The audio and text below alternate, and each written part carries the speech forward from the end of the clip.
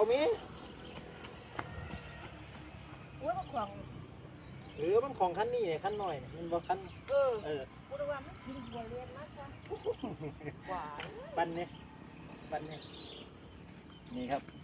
ปลานิลไซส์สวยๆนี่ปลานิลไซส์สวยๆกันเลยไซส์สวยนะครับปลานิลป้าหนุ่ม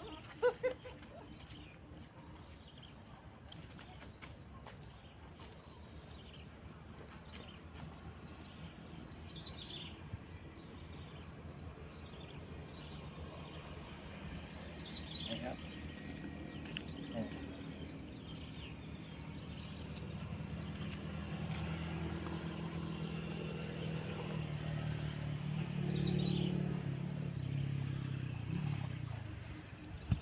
คันไหนคันนี้ขั้นขันหันละ คันนี้มันของมากตัวเขาเอาหันละมันปั้นแล้วบ่ปั้นแล้ว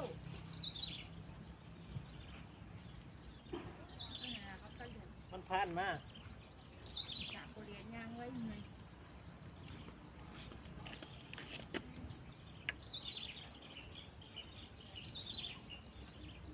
ใส่จำโบลงมาเลยเนาะใส่แง่ลงมา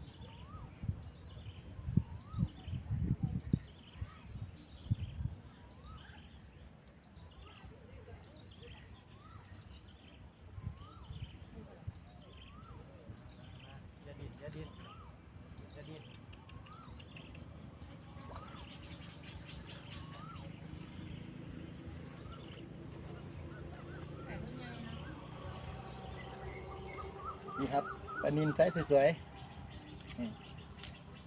ไซส์สวยอยู่นะครับผม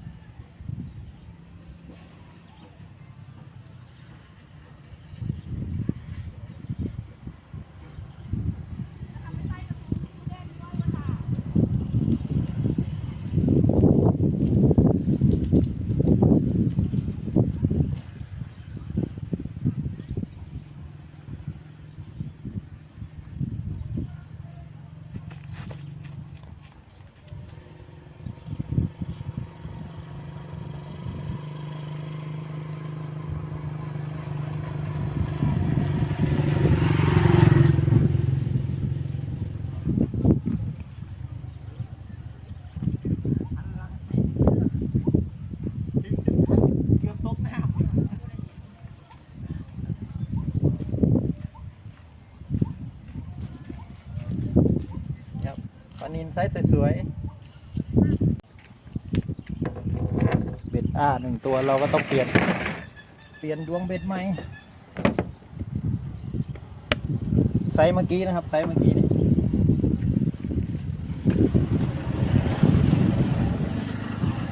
นี่ครับผมเห็นไหมครับ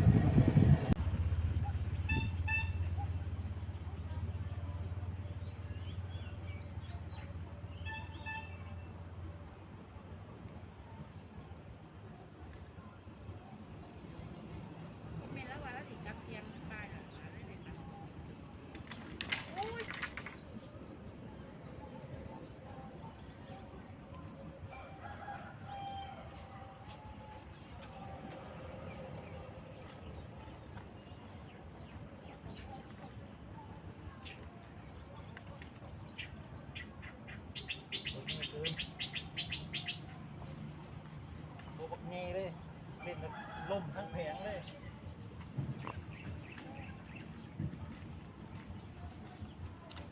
นี่ครับนี่ไซส์สวยๆนะครับ ล้มทั้งแผงเลยครับ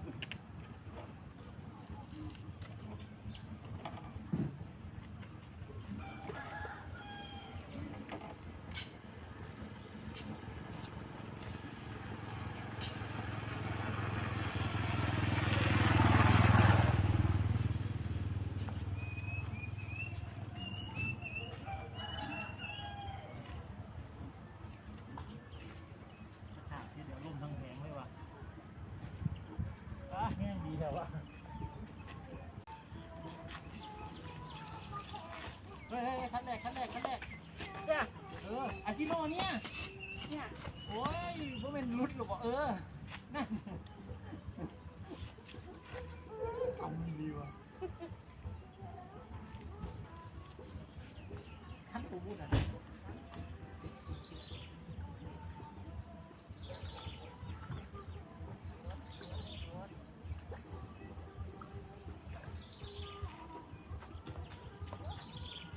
เฮ้ย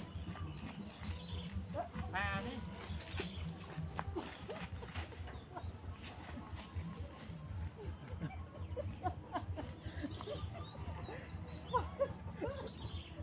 ขึ้นมาก่อนแม่โอ้ยช็อตเด็ดเลยเนี่ย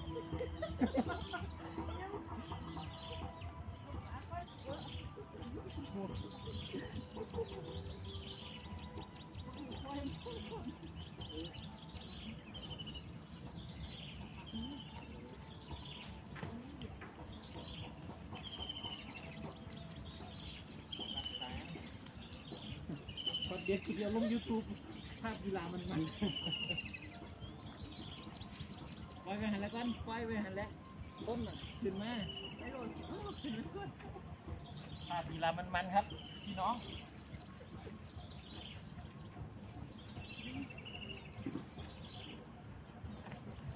โอ้เกือบตกน้ำครับ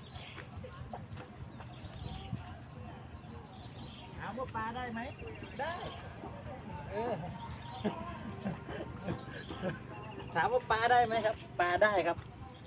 แต่คนเกือบตกน้ำครับ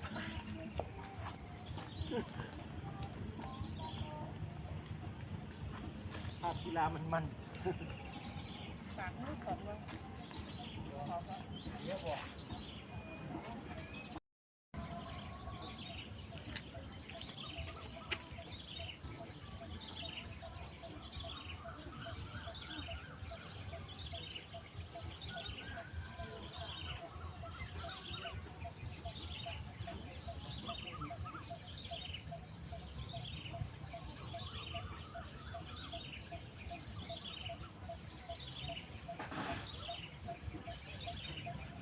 เบิ่งนี่ล่ะมันพันทางไหน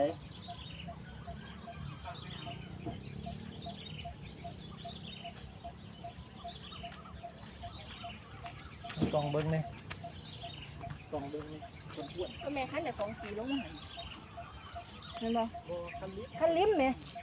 คันลิ้มได้นี่ แม่นบ่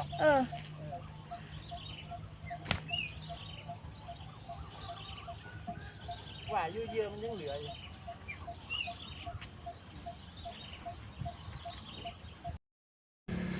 ครับวันนี้วันที่10เท่าไหร่18วันนี้วันที่18นะครับเดือน5เราไปดูผลงานครับผมวันนี้โอ้ลงยากนิดนึง